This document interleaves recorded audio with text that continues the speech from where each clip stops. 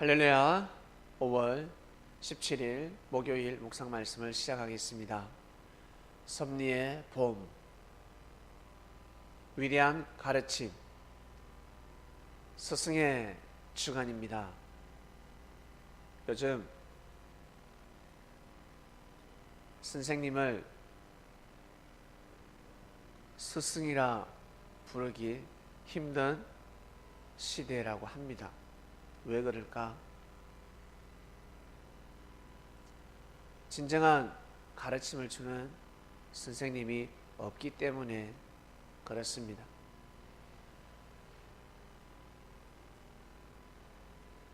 열 명의 학생이 있다면 3명, 4명은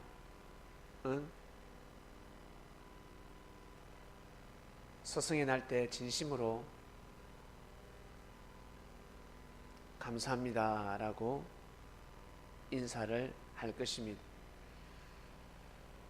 예전에는 스승의 날 때 학교에서 행사를 잘 했는데 요즘은 행사가 많이 줄었다고 합니다. 슬픈 현실입니다. 교육계에서는 스승의 날은 어버이날과 같습니다.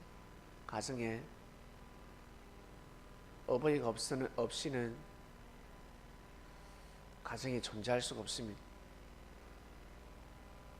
어버이날, 어버이의 은혜를 생각해야 합니다. 어버이의 은혜를 느끼지 못하는 사람은 어버이날이 무의미하죠. 그처럼 스승의 날도 마찬가지입니다. 스승의 은혜를 느껴야 합니다. 성적 위주가 아닌 스승은 학생들에게 그냥 잘해줘야 합니다. 공부 잘하는 학생들만 챙기는 것이 아니라 부잣집 학생들을 챙기는 것이 아니라 공평하게 평등하게 1등부터 꼴찌까지 챙겨야 합니다. 어떠한 마음으로? 엄마 같은 마음으로, 아버지 같은 마음으로 챙겨야 합니다. 공부만 가르치는 곳이 학교가 아니라 인격을 수양시키고, 인격을 수양시킨다는 것은 무엇입니까? 힘을 주고 용기를 주고 희망을 주는 겁니다. 넌 잘할 수 있다. 공부 잘하는 학생들에게는 더욱더 공부로서 나중에 성공할 수 있도록 인도해주고, 공부를 못하는 학생들에게는 다른 것을 잘할 수 있도록 세상에 눈을 뜨게 해줘야 합니다. 공부 못하면 마치 세상이 끝나는 것처럼, 내 인생이 무너지는 것처럼, 더 이상 비전이 없다, 그러한 교육을 해서는 아니 됩니다. 많은 사람들 예를 들어가면서 꿈과 희망을 불어넣어 줘야 합니다. 나아가서 하나님을 사랑하게 만들어야 하는데, 하나님을 믿게 만들어야 합니다. 신앙은 영적인 공부입니다. 제일 뛰어난 공부입니다. 고로 머리가 둔한 사람들은 신앙을 할 수가 없습니다. 학교에서 아무리 가르쳐도 너무 어렵죠. 학업이 머리가 안 돌아갑니다. 쉽게 가르쳐도 머리가 돌아가지 않는 학생이 있습니다. 어쩔 수 없습니다. 머리가 둔하면 부모의 사랑을 느낄 수 없듯이, 그러면 효를 할 수가 없습니다. 자기 한 몸 근사하면서 살아가는 자체가 효가 됩니다. 좀 더 나은 효를 해야 되지 않습니까? 부모님에게 따뜻한 말을 전하고 부모님을 모시고 섬기는 근본 마음이 있어야 되지 않습니까? 전화를 못 드리더라도, 찾아서 인사를 못 드리더라도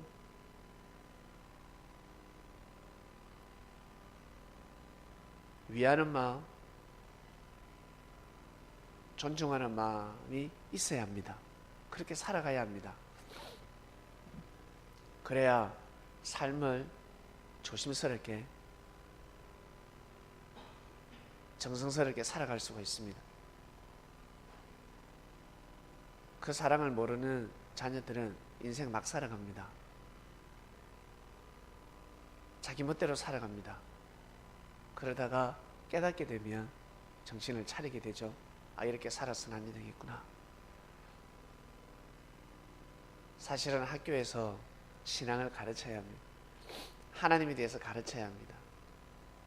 왠 줄 아세요? 그래야 아이들이 손에 잡힙니다.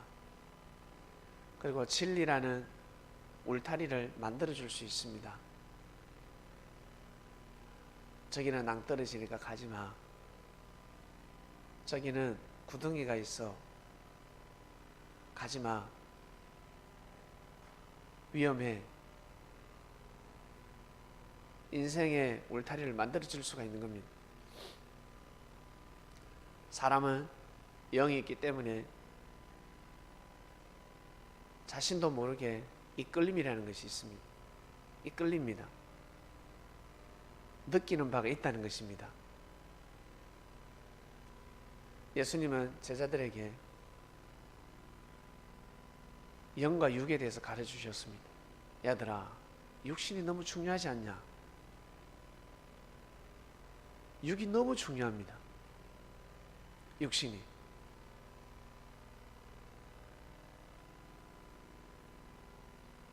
인류 역사상 처음이자 마지막이요.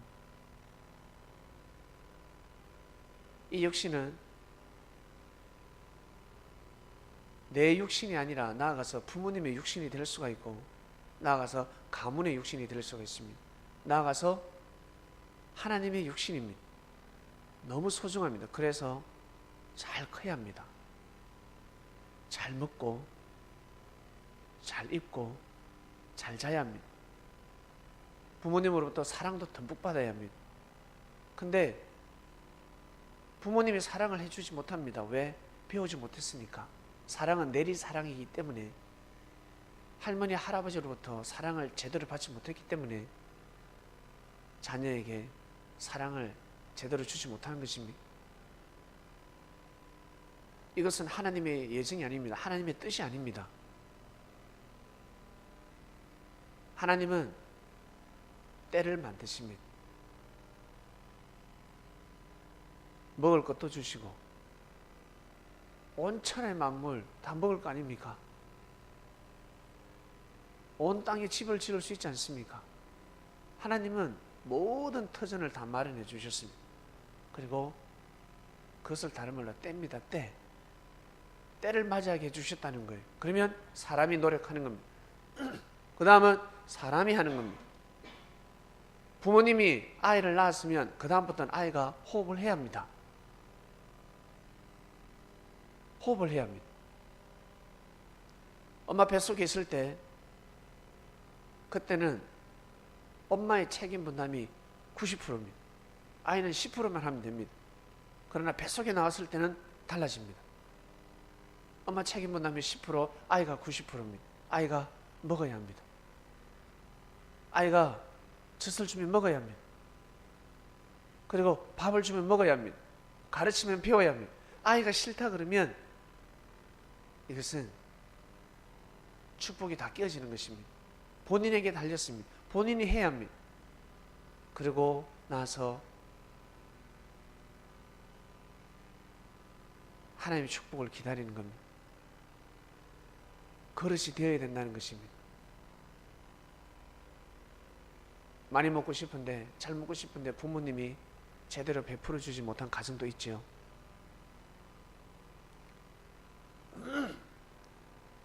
영과 육이 있습니다. 우리 육신이 육이라면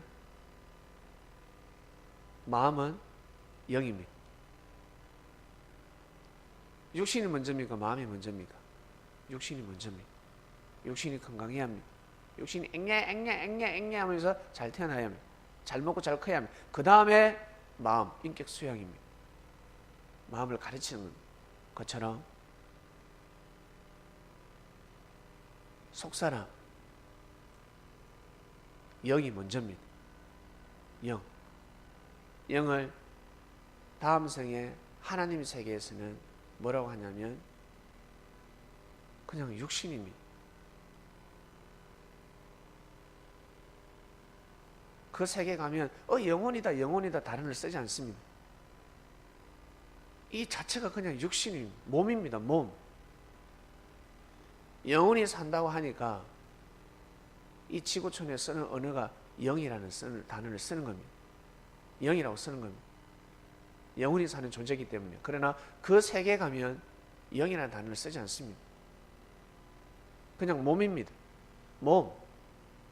그게 사람이라는 거예요. 이해가시겠습니까?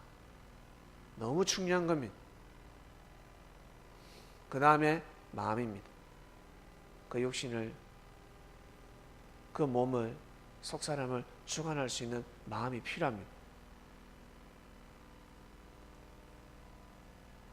성장하게 되면, 육신이 성장하게 되면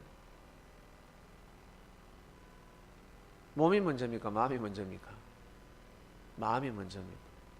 생명의 근원은 마음에 있기 때문에 마음을 가르칩니다. 고로 하나님을 섬기는 사람들은 마음이 중요합니다. 성장한 사람들에게 해당되는 말씀입니다. 어린아이들은 이 말씀이 적용되지 않습니다. 육신이 큰 사람들, 어린아이들에게 하나님을 마음과 뜻과 목숨을 다해서 사랑해야 됩니다. 이건 교육이 되지 않습니다. 애들에게는 와닿지가 않습니다. 성인들에게, 성장한 사람, 육신이 성장한 사람들에게 해당되는 말씀입니다. 체휼할 수 있는 말씀입니다. 고로 성장하지 못한 사람, 온전하게 성장하지 못한 사람들은 이 말씀을 이해할 수가 없습니다. 삶을 모르는 사람, 삶의 가치를 모르는 사람은 이 말씀을 못 받아들입니다. 먹고 사는 게 중요하지 뭐가 마음이 중요하냐라고 합니다. 마음이 얼마나 중요한데요.